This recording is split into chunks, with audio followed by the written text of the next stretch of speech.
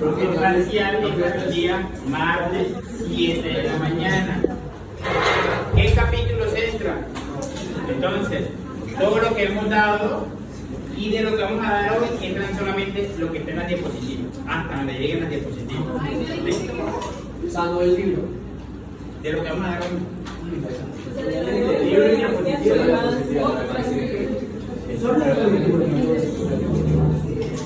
¿Listo? ¿Alguna pregunta del parcial? 7 de la mañana. Entonces, no pueden ingresar celulares. No, solamente tienen que venir en uniforme, porque no lo van a dejar ingresar al parcial. Entonces, para que eviten problemas y contratiempos, 7 de la mañana no se pueden quedar dormidos, no se puede que profe, la buceta en los patios demora 45 minutos. ¿Cómo hago? Desde las 5 hay buceta. Ah, es verdad, pero desde las 5 hay buceta. Los dos parciales van a ser simultáneos. Diferentes a los dos. ¿Listo? Entonces, 312 y 311. Ahorita yo le comparto y empieza lo que va a hacer. ¿Listo? ¿Qué? Sí. Y no, esto, o sea, desde hoy lo que vamos a dar hoy es la diapositiva. De lo otro, el libro. ¿Listo? El libro. Recuerden, el libro. No se vayan a pelear, a poner a pelear porque es el libro. ¿Listo? Listo. Entonces, el día de hoy vamos a hablar entonces sobre la parte de la inflamación, que ya era el tercer proceso en el cual se veía inculcada la inmunidad innata. La inflamación tiene una particularidad que es tanto de la inmunidad innata como de la inmunidad adquirida. ¿Por qué de la inmunidad adquirida? Porque cuando hacemos la subdiferenciación de los linfocitos T, van a haber unos TH17, que son un tipo de linfocitos T, que me ayudan a que la inflamación se me aumente. O sea, ahí van a liberar mucho más mediadores para que esa inflamación se aumente. Pero cuando se va a especializar los linfocitos en TH17, cuando haya inflamación. ¿Listo? O sea, la inflamación hace que se ven los linfocitos y los linfocitos, los TH17, hace que se produzca mucho más inflamación. La inflamación es uno de los procesos fisiopatológicos más frecuentes que nosotros tenemos. Y es con lo que más nosotros nos dejamos siempre llevar al momento de que está en contacto uno de los pacientes o cuando estamos en contacto con uno de los pacientes. Porque por inflamación está la fiebre, por inflamación tienen los cambios como tal infecciosos, por inflamación se produce la sepsis, que es una inflamación mucho más exagerada. Entonces, esta inflamación sí lo vamos a utilizar para, o sea, toda su base de la medicina casi siempre está a base de la inflamación. Que ya más adelante vamos a ver de que muchas veces ella se resuelve o muchas veces no se resuelve. ¿Listo? Esta inflamación tiene una característica que ¿dónde van a estar normalmente las células? En el torrente sanguíneo. Entonces, este torrente sanguíneo, cuando están todas las células y hay un tejido que está sufriendo una inflamación, esto tiene que sufrir un proceso que se llama diapedesis, que esa diapedesis es que pueden ser los leucocitos o pueden ser los polimorfos nucleares, salen del torrente sanguíneo ¿hacia dónde? Hacia los tejidos donde se va a producir la inflamación. ¿Listo? Entonces, todas las células innatas, todas las células inmunes van a estar en el torrente sanguíneo, pero ellas tienen que pasar del torrente hacia el tejido, porque el tejido es el que me está recibiendo como tal, o el que se está haciendo el proceso como tal de la inflamación. ¿Listo? Entonces, esa diapedesis es lo que nos permite de que salgan las células desde el torrente hacia los diferentes tejidos. Entonces, esta inflamación que me está buscando, que ya lo habíamos hablado en las clases anteriores, por lo menos si me agrede una bacteria en la piel, ¿qué hace la inflamación?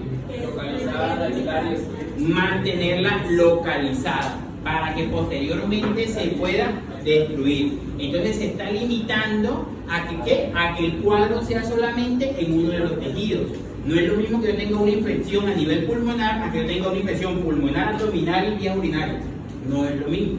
Entonces ese cuadro, ese cuadro de inflamación que va a tener siempre una lesión que me lo va a producir, me va a llevar a que se localice a lo que me está agrediendo. ¿Listo? Entonces, lo que me está agrediendo no solamente son microorganismos, también pueden ser cristales, también pueden ser patrones moleculares de daño, que sea por estrés oxidativo. Entonces, no solamente se limita a qué, a microorganismos. ¿Listo? Entonces, la inflamación es un conjunto de mecanismos de respuesta del sistema inmune a agresión infecciosa, física, química o autoinmunes en los tejidos para localizar, aislar y destruir un agente infeccioso. Entonces, por lo menos cuando hablamos de enfermedades autoinmunes, si me atacan mis propias células, casi siempre se crea una inflamación para que el proceso se mantenga, ¿de qué forma? Localizado y no siga avanzando. Entonces, por eso se incluye en el proceso, en los procesos inflamatorios, también las respuestas autoinmunes. Cuando hablamos de la inflamación, vamos a tener que tenemos dos tipos de respuestas. Una respuesta local y una respuesta sistémica. En esta respuesta local y respuesta sistémica, los mediadores principales van a iniciar principalmente con la respuesta local por medio de los mastocitos, los macrófagos y los linfocitos T.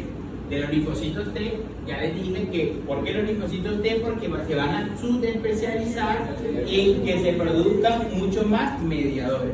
Igual eso no profundicen en eso porque es un tema en específico, vamos a ver en el segundo corte, ¿listo?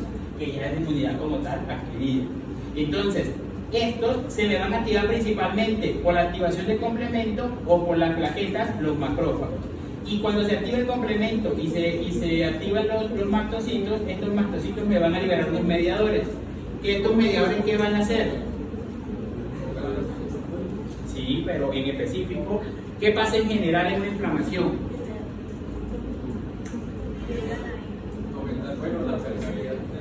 Aumentar la permeabilidad vascular, lo que me va a llevar a una vasodilatación. ¿Listo? Entonces, esa vasodilatación va a ser lo más fundamental que se va a producir a nivel de la inflamación. Entonces, cada uno de los mediadores se van a empezar a liberar ¿en qué momento? En el momento de que tengamos la agresión, que va a estar mediado por estas células principalmente. Entonces, vamos a tener por lo menos un incremento de permeabilidad vascular, que esta se va a producir por la anafilotoxina más potente, que es la C5A, por las quininas, que las quininas me van a dar una respuesta de ¿qué me aumenta cuando se aumentan las quininas? De dolor. Entonces ella me va a dar una respuesta principalmente de dolor. Entonces por eso en los cuadros inflamatorios siempre me va a estar acompañado de un cuadro de ¿qué? De dolor. Entonces le coloco un ejemplo: si el paciente tiene un acceso, en ese acceso hay un cuadro inflamatorio alrededor y el paciente siempre se queja de ¿qué? Del dolor. Él no se queja ni de lo caliente, él no se queja ni de lo rojo, él no se queja, él siempre se queja de ¿qué? Del dolor. Entonces ese está mediado principalmente por las quininas. Las prostaglandinas E2, que estas prostaglandinas E2 van a ser unos mediadores que me van a llevar a que se libere ¿qué? ¿Qué libera las prostaglandinas? No leyeron, histamina. La principal prostaglandina, entonces vamos a tener la E2, la D2, pero la más importante es la E2. ¿Listo? Los mastocitos. ¿Sí? O sea, las prostaglandinas me estimulan los mastocitos para que los mastocitos me liberen ¿los qué? Para que me libere la histamina. ¿Listo? Y la histamina es la que me va a llevar a que se me aumente mucho más la vasodilatación. Casi siempre hace un proceso de vasodilatación y de constricción. Por lo menos si me da en la parte pulmonar sería de una broncoconstricción secundario a la liberación de la histamina por las prostaglandinas G2. Yo creo que el libro decía que la que libera la histamina era la prostaglandina T2 y que la E2 era para algo de fiebre, algo así. No. No, esta es la que más me ayuda a liberar. Todas las proteínas me ayudan a liberar la histamina, pero esta es la que más me ayuda a liberarla. ¿Por qué? Porque ella es la que está más frágil. ¿Para qué? La que está más frágil para que se liberen esos mastocitos. La heparina también hace lo mismo.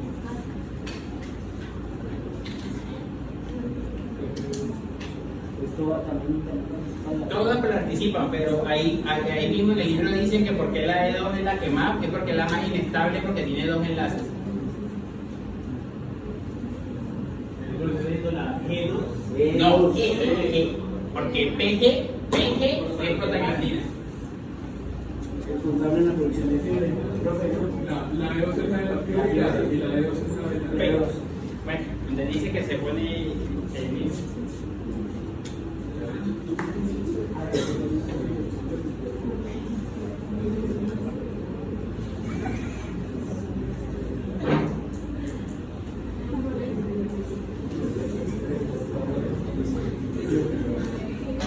No, si es la D2 como dijo el compañero. Sí, es la D2. La D2. La D2, la prostaglandina D2 es la que más se va a ¿cómo se llama? A estimular para que los mastocitos liberen la histamina. No la E, sino la D. Y la E me va a estimular para el que ya les muestro ahorita la hiperotología. Entonces, los leucotrienos también me van a ser como mediadores ¿para qué? Para liberar mucho más histamina. La histamina, que fue lo que me va a producir en la mediación principalmente, y el PAF, que es el factor activador de plaquetas. ¿Listo? Entonces, estos me van a llevar a que se haga un aumento principalmente de la permeabilidad vascular. Ese aumento de la permeabilidad vascular me lleva a un mayor proceso de vasodilatación. Entre más vasodilatación va a haber mucha mayor inflamación. ¿Listo? Entonces, porque siempre va a haber una salida ¿cómo se llama? Del líquido al tercer espacio. Por eso, ya estoy arriba. Entonces, posteriormente también se va a producir una activación de la parte del endotelio. Entonces, la parte endotelial me va a llevar a que se haga la diopedesis. ¿Listo? Que es que pasen las células desde la región vascular ¿hacia dónde? Hacia los diferentes tejidos. ¿Listo? Siempre en toda esta parte de inmunología tenemos que tener presente de que todos los procesos se producen directamente en el tejido. Entonces, por lo menos, si se me está activando una bacteria y la parte y el ganglio que se me activa es un ejemplo a nivel axilar, el proceso donde se me va a reconocer el microorganismo va a ser en los ganglios axilares, pero la inflamación donde se me está haciendo la actualización va a ser a nivel del tejido donde tenga la infección. ¿Listo? Igualmente pasa en la inflamación. ¿Sí? Ahora, en la marginación y migración de polimorfonucleares, macrófagos y linfocitos, me van a intervenir principalmente los leucotrienos, la interleuquina 8 y la C5A. Esta migración esta marginación y migración está acompañada con la activación del endotelio para que se me haga el paso de las células desde la parte vascular hacia dónde? Hacia los tejidos. ¿Listo? Entonces todo esto me está dando una respuesta principalmente local. Igualmente la expresión de las moléculas de adherencia. Entonces, cuando tenemos un cuadro inflamatorio, ¿cuáles son los cambios normales que se producen en la inflamación cuando hablamos de la parte local? Sí, edema, rubor y calor. Entonces, ese edema, rubor y calor son siempre los signos que solamente locales, los cuales me están llevando a que yo pueda identificar que hay un cuadro inflamatorio. Entonces, si yo tengo por lo menos edema, rubor y calor en la piel, yo digo, ahí seguramente hay un cuadro inflamatorio que lo más probable es que sea por un cuadro infeccioso. ¿Listo? Entonces, ese edema, rubor y calor, ¿a qué se debe? ¿O por qué se produce edema, rubor y calor? Por aumento de la permeabilidad vascular. ¿Listo? Entonces, lo que primero se nos presenta, ¿qué es? ¿Cuál es el primer signo que se presenta? ¿Qué? No, el rubor. Primero es el rubor, posteriormente el calor, porque se está liberando acá la prostaglandina, y posterior el edema. Porque recuerden de que los otros dos también son de inflamación. ¿Listo? Entonces, así como se producen unos signos locales, también se van a producir unos signos sistémicos. entre estos signos sistémicos, el más frecuente es ¿cuál? La fiebre. Que esa fiebre va a estar mediado por menos, ahí sí, por la prostaglandina E2, acá, la prostaglandina E2, en los cuales, entonces, ingresan los pirógenos exógenos. ¿Qué significan pirógenos exógenos? Las partículas que están ingresando a mi sistema, ¿listo? Externos. Ellos hacen de que por medio de algunos intermediadores, como la interleuquina 1, la C, para el elemento tumoral, me haga que ¿qué? Que se me liberen pirógenos endógenos. Y esos pirógenos endógenos nos van a producir prostaglandina C2, que ellos me van a estimular ¿qué? Los receptores EP3 en el hipotálamo. Esas estimulaciones del receptor EP3 en el hipotálamo va a hacer de que se produzca una ¿qué? Una alteración del centro del control de la temperatura y se me va a producir ¿qué? La fiebre. ¿Listo? Entonces, ya que Mauricio lo dijo, no hay que confundir calor con fiebre. La fiebre es la que me da a mí general, sistémico. El calor, el rubor y el edema es lo que me está dando de forma localizada. ¿Listo? Entonces, ya cuando hablamos de fiebre, estamos hablando de una respuesta ¿qué? Sistémica. Entonces, por eso, acá separan entre una respuesta local y una respuesta sistémica. Así como se produce fiebre. Profe, en las mejorías, ¿qué serían los pirógenos? O sea, lo que yo produzco. Los exógenos es lo que viene de los microorganismos. Los exógenos son los que vienen del exterior, que me estimulan a mí. Y eso incluye a los que produzcan. Estimula los endógenos. ¿Listo? Para que esos endógenos me liberen la prostaglandina y la prostaglandina me haga todo el proceso de la ¿qué? De la fiebre. Entonces, ¿qué es lo normal de una inflamación? Casi siempre el cuadro inflamatorio llega hasta una respuesta local. Entonces, le coloco por lo menos si a un paciente le da una neumonía. En esa neumonía, el paciente casi siempre da una inflamación. ¿En qué nivel? A nivel pulmonar. ¿Listo? Y el mismo sistema inmune empieza a contrarrestar cada uno de los ataques que está teniendo. Entonces, en ese momento, en el momento de que ese paciente me produce cambios como tal pulmonares, estamos hablando de una respuesta local. Pero si ese paciente dentro de 5 días llega y me dice que también tiene fiebre, entonces estamos hablando de una respuesta sistémica. Pero esta respuesta sistémica siempre va después de ¿qué? De la local. ¿Cuándo no tienen la respuesta local los pacientes?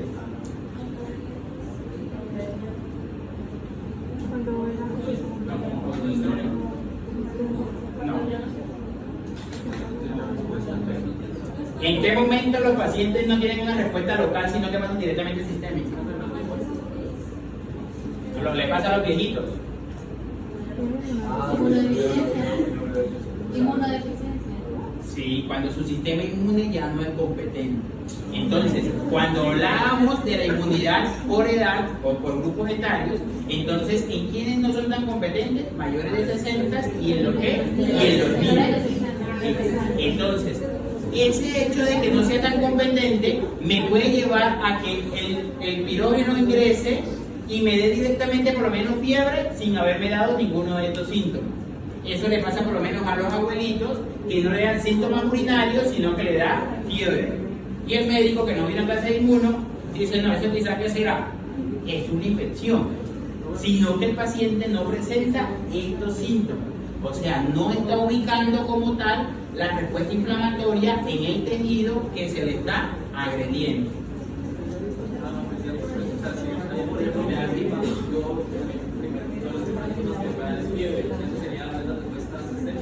Esa es una respuesta sistémica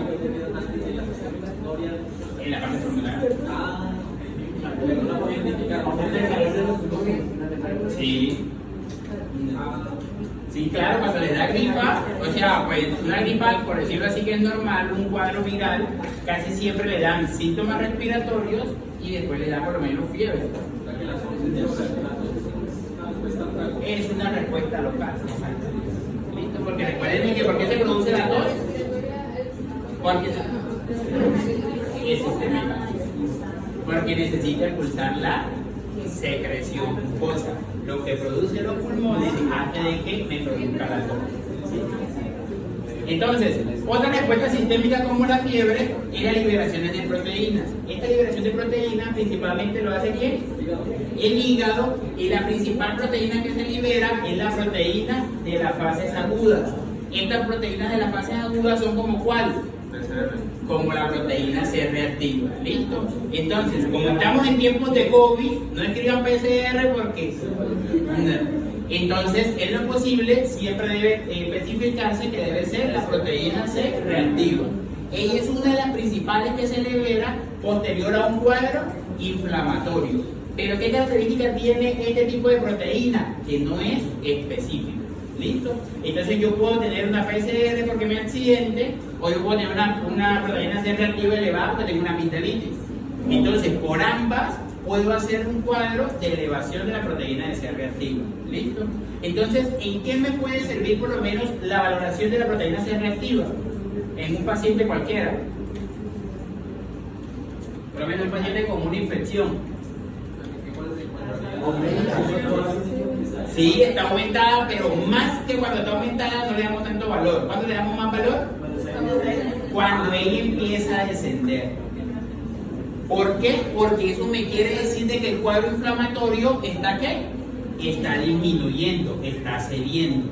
Es decir, que lo que yo le estoy haciendo al paciente, un ejemplo, me doy el antibiótico, un ejemplo, colocando tal cosa, sí le está funcionando. ¿Listo? Entonces, esa proteína C reactiva va a ser la primera que se va a liberar al momento de ¿qué? De hacer ya la respuesta sistémica. Pero por lo menos, de la pregunta que me decía el compañero, yo puedo tener síntomas respiratorios y mi proteína C reactiva puede estar en 4. Es normal que está 6. Puede estar en 4. ¿Qué quiere decir? Que tiene una respuesta local, pero todavía no se han aumentado tanto la respuesta para que llegue a ser sistémica. Es decir, para que el hígado libere esas proteínas al momento de que detecte la inflamación. Si la tiene 4, no ha llegado a tener fiebre. Si ya tuvo fiebre. ¿No? Exacto. Una cosa es que libere proteínas por parte del hígado y otra cosa es que se estimule la prostaglandina E2. ¿Para qué? Para la parte de la fiebre. ¿Listo? Sí puede tener fiebre, sí. Entonces, estas casi siempre van a ¿qué? Van a ser de forma descendente. Casi siempre la primera que se da, ¿cuál es? La fiebre. La mayoría de consultas que ustedes van a recibir siempre va a ser porque tiene fiebre. El niño porque consulta al médico porque tiene fiebre. El abuelito porque tiene fiebre.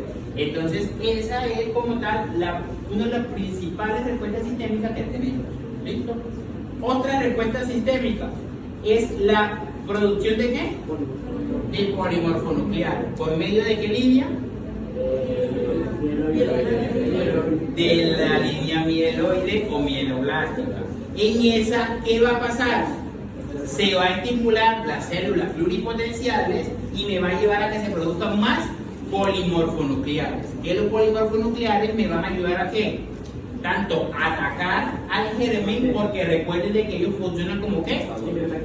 Como fagocitos profesionales. Entonces, claro, los polimorfonucleares me van a ayudar a atacar el germen porque ellos funcionan como fagocitos profesionales. Pero también me van a servir como quimiotáctico para que la respuesta inmune se siga aumentando. ¿Listo? Entonces, entre más inflamación, más polimorfonucleares, entre más polimorfonucleares, más inflamación. Entonces, si no se regula ese cuadro, el paciente va a terminar en una inflamación severa, que esta inflamación severa se llama sepsis, que ahorita lo muestro en un cuadro cómo se hace como tal. ¿Listo? Y por último, la activación de estos polimorfonucleares que se ¿qué? No, esto no se gradúa. Estos polimorfonucleares que ¿qué? Lo que se produce se tienen que activar. Y después de que se activan, me van a hacer la ¿qué? La fagocitosis. ¿Listo? Que fue lo que vimos en la clase pasada. Creo que podría asegurar que no siga aumentando el enojo. Que la respuesta empieza a disminuir. Creo que solamente se están produciendo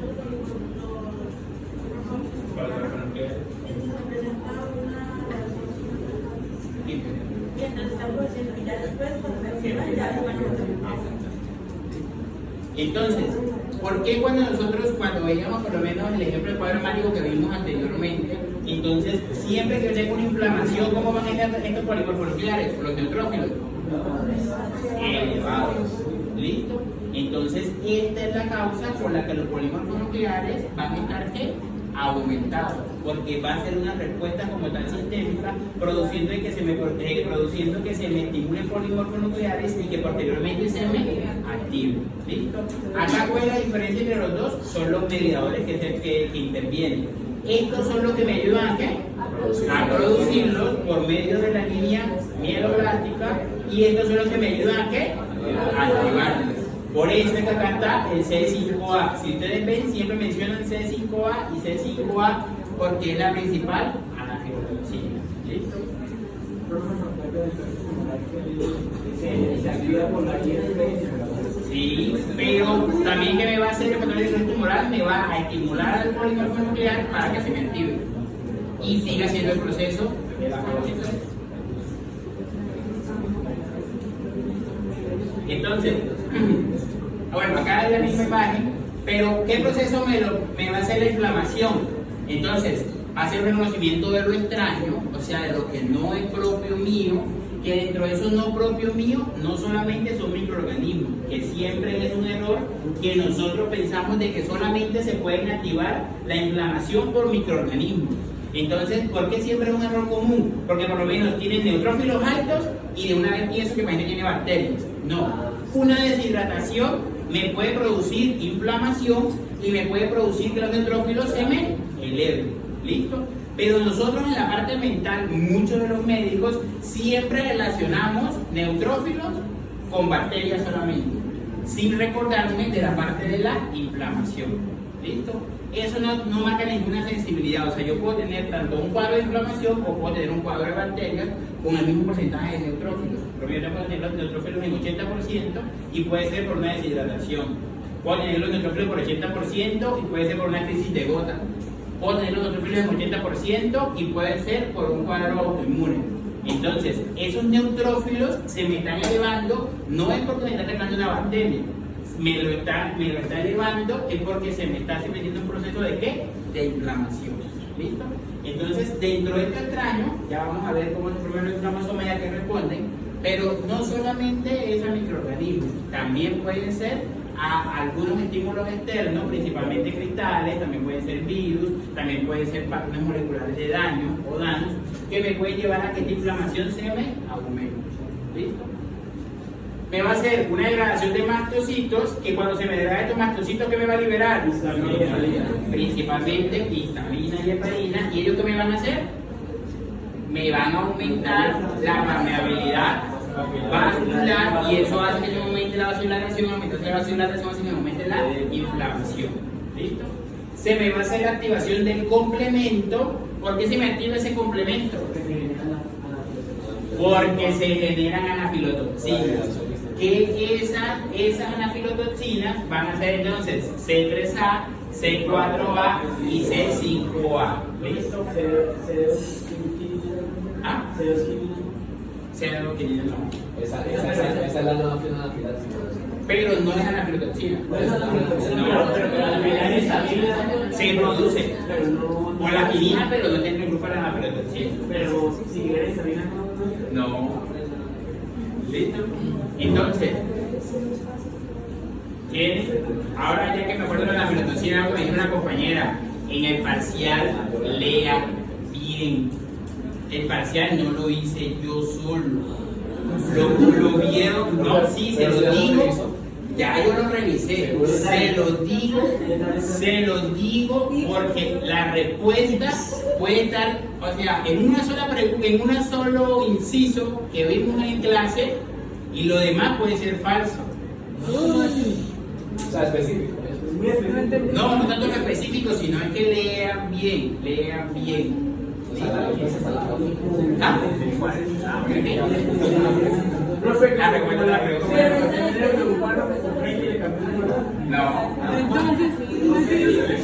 No, o sea, a lo que yo me voy es que por lo menos ahorita una compañera me dice que C3B, sin nombrar a la compañera, me dice que C3B no es la anafilotoxina, no es la anafilotoxina, porque esa no pertenece a la anafilotoxina. Okay, sí, Eso pero- es una lógica eso que lógica. era de porque la menos no era anafilotoxina. Por eso, pero esa no está entre la respuesta, porque la única anafilotoxina eran las tres que ya acabamos de mencionar. ¿Listo? Entonces, para que lo que les digo, lean bien porque muchas de las cosas que les van a salir, de pronto ustedes van a decir, no está en el libro. Y sí está en el libro. Profe, ¿hay abierta? ¿Ah? ¿Hay abierta? No, no. Pero muy cerradas hasta la F. Casi como abierta. Sí, listo. Entonces, otra de los procesos que se me produce en la inflamación es la activación del inflamasoma. Esa activación del inflamasoma lo que me va a llevar es a que a que se localice eso que me está agrediendo para posteriormente sea ¿qué? Degradado. Entonces ahí me ingresan unas enzimas o unas cascadas enzimáticas para que lo que se me está detectando se me localice y se me degrade. ¿Listo? Otro, incrementa el paso de los leucocitos a los tejidos. Un proceso que se llama ¿cómo? Diaperesis. Entonces, dentro de estos van a haber citoquinas proinflamatorias, quimioquinas, leucotrienos e histaminas. ¿Listo? Y también se van a producir ¿qué? Citoquinas. Esas citoquinas van a ser las citoquinas de qué tipo? Proinflamatorias que me van a llevar a que la inflamación se me aumente mucho más. Y esas las vemos. Entonces, bueno, acá en esta imagen están los diferentes tipos de respuestas que se liberan por cada una de las células, pero siempre tienen que tener, es importante, que lo más importante es esto, la vasodilatación con el aumento de la permeabilidad capilar. Y entre más vasodilatación va a haber mucha más inflamación, y entre más inflamación va a haber mucha más permeabilidad. Entonces se vuelve mucho más cíclico y la inflamación sigue aumentando. Por eso es la causa de que por lo menos yo puedo tener, un ejemplo, un apéndice. Pueden tener una inflamación a nivel del apéndice, pero si yo no le corrijo el foco infeccioso a ese paciente, ¿qué pasa con la inflamación? Se va aumentando y en 3 días está en sepsis. Que eso es una inflamación ¿qué? Una inflamación severa, sistémica, por lo que yo no intervine a tiempo. Porque el paciente no consultó, porque no se le diagnosticó, porque X cosas. Pero eso se genera por los ¿Por qué? por nuestro mismo sistema inmune se sigue aumentando. Sí, claro. Una preguntita de qué diferencia entre diabetes y transitosis. Y ahorita vemos la diferencia. Las transitosis es cuando se pasan las células, cuando se pasan los anticuerpos de una célula a la otra. Ya, eso ya lo vamos a ver ahorita. Ah. ¿Cómo?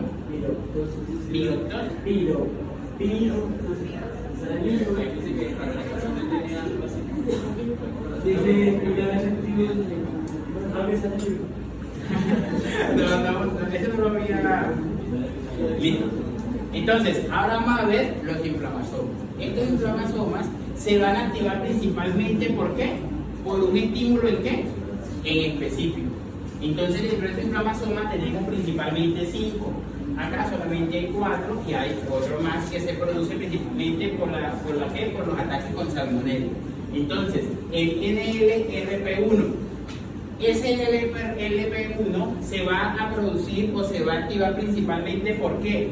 Por muramil dipéptido y por toxina de Andra o toxina de Andra. Toxina de Andra es una bacteria. Ajá. ¿Y el muramil dipéptido dónde está? ¿En qué parte está el muramil dipéptido? ¿De quién? De las bacterias. ¿Listo? Entonces, este muramil dipéptido que está en la membrana de las bacterias se me va a estimular cuando yo tengo contacto con quién? Este tipo de inflamasoma, con bacterias. ¿Listo? Entonces, cuando él entre en contacto con una bacteria, se me va a producir este inflamasoma, que ese inflamasoma me va a liberar o se me va a estimular, ¿por qué? Por las PAN que son los patrones moleculares asociados a patógenos. Entonces, cuando ese patrón molecular asociado a patógenos me estimula el receptor a nivel del inflamosoma, hace que se liberen factores de ¿qué? De transcripción para que el núcleo me produzca ¿qué? Prointerleuquinas, para que esas prointerleuquinas me lleven a que se produzca ¿qué? La inflamación. Entonces, ¿cuál es la diferencia entre los 5 inflamosomas? El estímulo que ellos tienen. Entonces, el primero tiene toda esta respuesta, es decir, por los PAN, porque son principalmente ¿por qué? Por bacterias. El segundo, que es el NLRP3, va a ser por bacterias mucho más específicas. Entonces, esas bacterias mucho más específicas va a ser el Staphylococcus aureus, la Listeria monocytogenes, el Mycobacterium tuberculosis, la Klebsiella pneumoniae, los virus y los cristales. Acá se le pueden estimular principalmente por 2 tipos de patrones. ¿Cuáles serían los 2 tipos de patrones? PANS y DANS. Entonces, PANS por los primeros 4, que son microorganismos, y DANS por los virus y, no, mentira, por cristales solamente, los DANS. ¿Listo? Los DANS. Que los DANS son patrones moleculares asociados a daños. ¿Listo? Entonces, un ejemplo de cristales. ¿Qué tiene ácido úrico? Ácido úrico. Otro ejemplo también el asbesto.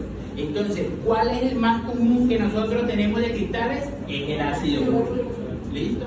Entonces, por lo menos cuando el paciente tiene el ácido úrico muy elevado, le puede dar un cuadro inflamatorio, que es una crisis de gota, que es que ese ácido úrico se localiza en las articulaciones, principalmente en alus de ambos pies. ¿Listo? Bueno, alus saben que es el primer dedo, ¿verdad? Entonces, eso se produce ¿por qué? Porque la localización, o se hace la localización ¿por qué? Por la inflamación. ¿Listo? Entonces, ese es en el segundo tipo de inflamasoma. En el tercer tipo, entonces, el NLRC4 se va a producir por Salmonella typhi, por Salmonella fresneri, por Pseudomonas aeruginosa y por DANS. ¿Listo? Este DANS, entonces, también van a ser por estímulos de ¿qué? De daño. ¿Listo? En el libro lo cambia. ¿Qué? Aquí dice que las remesas por PAMS y DAMS también, pero ahí las de la salmonella hay otro que se llama el NAI. N-A-I-P. O sea, es general de todas Es que ellos lo llaman así, pero el resto así en la foto. ¿Cómo así? Bueno, no, pero dime. Dice, pues es que es como solo contra la salmonella, entonces como que lo separan, se llama NAI. No, ese es otro inflamasoma que es el quinto. Ese no lo hemos visto. No, ese es el quinto. Entonces, estos van a ser del tercer inflamasoma, que es el NLRC4. El que dice compañero es otro que ya se lo vemos ahorita. El cuarto inflamasoma es el AIM2. Este AIM2 se va a producir ¿por quién? ¿Este qué sería? La flagelina. ¿Ah? ADN doble cadena y la flagelina. ¿Que estos pertenecerían a quiénes? ¿A lo qué? Sí, a flagelo, pero ¿quién tiene flagelo?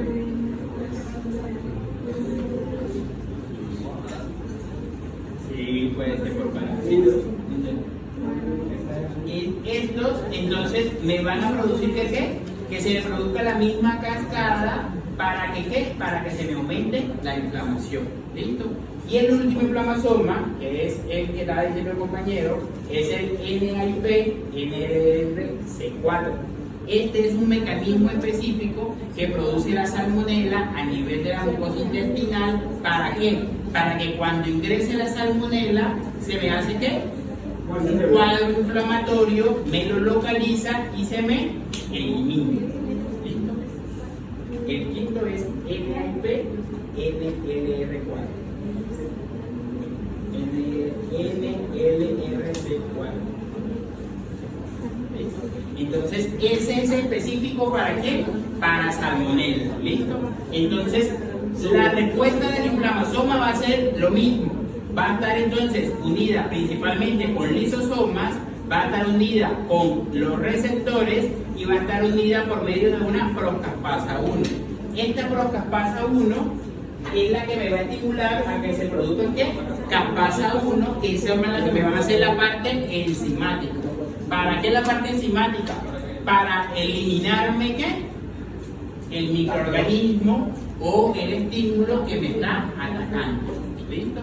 Entonces, sí, o sea, tanto se me elimina como se aumenta la inflamación. ¿Sí ven que acá hay dos cascadas? Aquí hay una. ¿Qué hacen los lisosomas? Invierten su contenido enzimático. Relacionen porque no tiene nada que ver. Este invierte su contenido enzimático para eliminar ¿qué? Lo que me está atacando. La caspasa lo que hace es catalizar la reacción de interleuquina a interleuquina para que se pueda activar la interleuquina y ahí se dé la inflamación. O sea, ese caspasa, carexina es como tal el inflamasoma. Estos tres son inflamación propiamente, sí. Pero hasta procaspasa 1. Hasta procaspasa 1. El procaspasa 1 me va a estimular la caspasa 1, que me va a hacer la parte enzimática. ¿Ya? Pero no para convertir este en este, porque miren que hay son dos vías totalmente diferentes. ¿Ya? Sino para qué? Para eliminar el estímulo que se me está produciendo. Entonces le coloco un ejemplo. En la salmonela se recomienda que no se ponga ¿qué? Antibiótico. Es algo que es una pelea. Pero se recomienda que no se ponga antibiótico. ¿Por qué? Porque se supone que esta misma respuesta del inflamasoma me va a llevar a ¿qué? A que elimine la salmonela. O sea, que se aumente la inflamación y se me elimine la salmonela. Entonces, por eso no se ponen antibióticos. ¿Por qué? Porque si no se inhibe esta respuesta del inflamasoma y hace de que se me forme en un portador crónico. Es decir, de que me lleven la salmonela durante mucho tiempo. ¿Sí? Entonces, ellos me hacen como tal las dos tipos de respuestas. Igual eso lo vemos más adelante. Pero como la caspasa no elimina Invierte encima, o sea, hace la misma función como tal de la respuesta del lisosoma. pero entonces las inflamasomas son las que activan la calza. No, sí, activa la procaspasa 1. ¿Listo? Entonces, ya por último, vamos a ver entonces las citoquinas proinflamatorias. Estas citoquinas proinflamatorias, entonces ellas se van a liberar ¿para qué? Para seguir aumentando la inflamación. Cada una se va a liberar ¿en qué? En un estímulo diferente. Entonces, por lo menos, la interleuquina 1 beta estimula ¿qué? Macrófagos y linfocitos T para hacer la producción de ¿qué? De citoquinas. Esta me va a producir que me va a producir una adherencia en el arterio vascular y me va a generar quimioquinas y me va a producir fiebre. Entonces, cada una de las interleuquinas me va a estimular un mecanismo o una respuesta como tal de la inflamación. ¿Listo? La interleuquina 6, igual eso lo vemos en el segundo corte, a esto no le da mucho énfasis porque en el segundo corte lo vemos. La interleuquina 6 estimula la producción de citoquinas por parte de las células que inducen ¿qué? El hígado. ¿Como cuáles? Como la proteína C reactiva. ¿Listo? La interleuquina 8 me atrae ¿qué? Polimorfonucleares hacia la parte del endotelio vascular. ¿Para que qué? Para que posteriormente pase de la parte vascular ¿hacia dónde? Hacia los tejidos. ¿Listo? La interleuquina 17 me va a producir LTH17, que es el que yo le decía, que por eso también la inflamación pertenece a una respuesta adquirida. Este LTH17 me va a llevar a que la inflamación se aumente. Es lo que me hace que me libera otros intermediadores. ¿Listo? La interleuquina 18 me va a producir entonces interferón por las natural killers y por los linfocitos T. ¿Listo? Y la interleuquina 33 me va a estimular a los LH2 a producir interleuquina 5. Estos son otro tipo de ¿qué? De linfocitos T especializados. Por los inflamatorios. Entonces, aquí es lo que yo le decía sobre la respuesta de la inflamación. Siempre que vamos a tener una inflamación, vamos a tener primero una inflamación ¿qué? Aguda. Esta inflamación de la fase aguda se me va a iniciar ¿con qué? Con unas respuestas locales. esas respuestas locales, posteriormente, si el estímulo cesa, es decir, si el primer proceso de inflamación cesa, me va a llevar a una resolución. ¿Listo? Es decir, la respuesta inflamatoria va a empezar a retroceder completamente, todos los intermediadores empiezan como tal a eliminarse y se lleva a una resolución. Eso es lo normal que le debe pasar a todo el mundo. Un ejemplo, cuando se le forma una infección a nivel de un vello donde ustedes se depilan, lo normal es que el mismo cuerpo produzca la inflamación y la elimine. Eso es lo normal. Pero así como la puede eliminar, puede que no la elimine y me produzca ¿qué? Abscesos. Que en fisiopatía ustedes van a ver la diferencia entre inflamación y abscesos, en la cual los abscesos me va a producir unos tipos de sustancias, unos tipos de líquidos que van a ser líquidos exudativos, que van a ser ricos en ¿qué? En polimorfonucleares. ¿Listo? Entonces, los polimorfonucleares son los principales mediadores de ¿qué? De la parte inflamatoria y de que este proceso de absceso se me desarrolle. ¿Listo? Entonces, ¿cómo es la única forma de que este absceso se me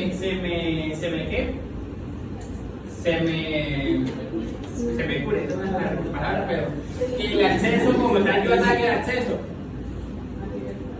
Antibiótico, es decir, quitándole el estímulo que es la bacteria que me está produciendo la inflamación y esa inflamación me está llevando a que se me produzca ¿qué?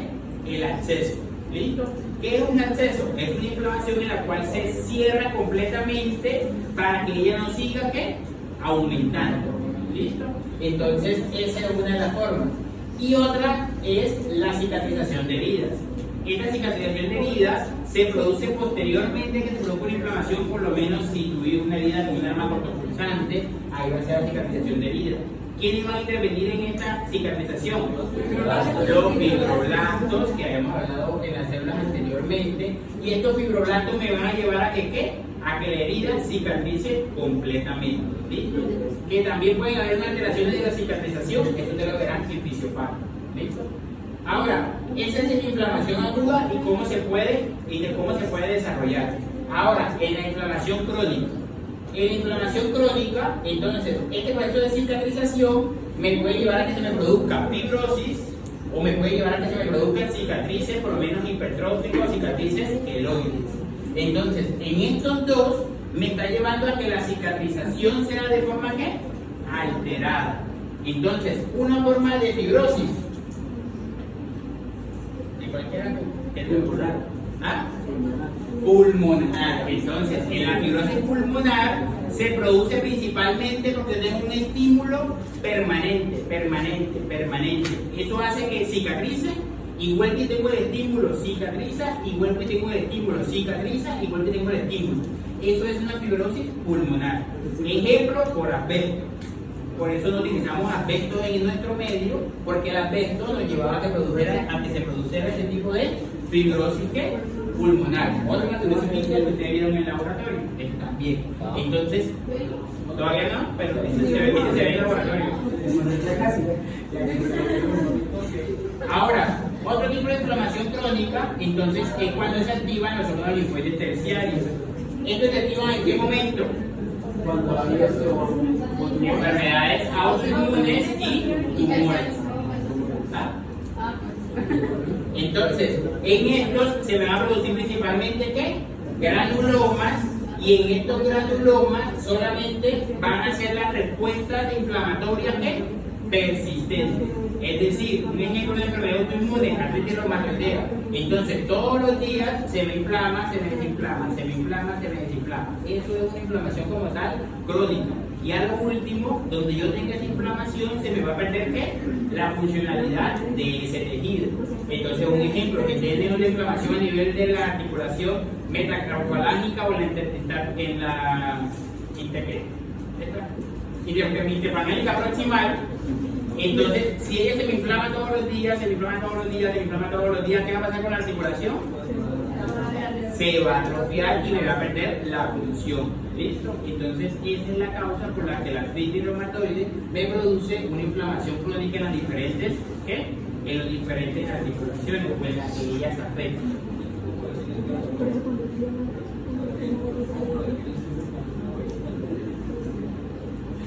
Entonces, pero para darle que un granuloma, por ejemplo, cuando se produce una reacción inflamatoria que se encapsula, ese es un granuloma, pero él no produce cambios, por decirlo así, infecciosos, o sea, rubor, calor y eso.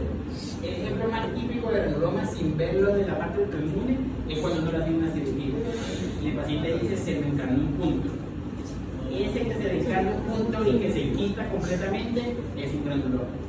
¿Listo? Entonces, la inflamación hace de que se encapsule completamente, se localice, formando un granuloma. ¿Listo? No, ¿qué dijeron?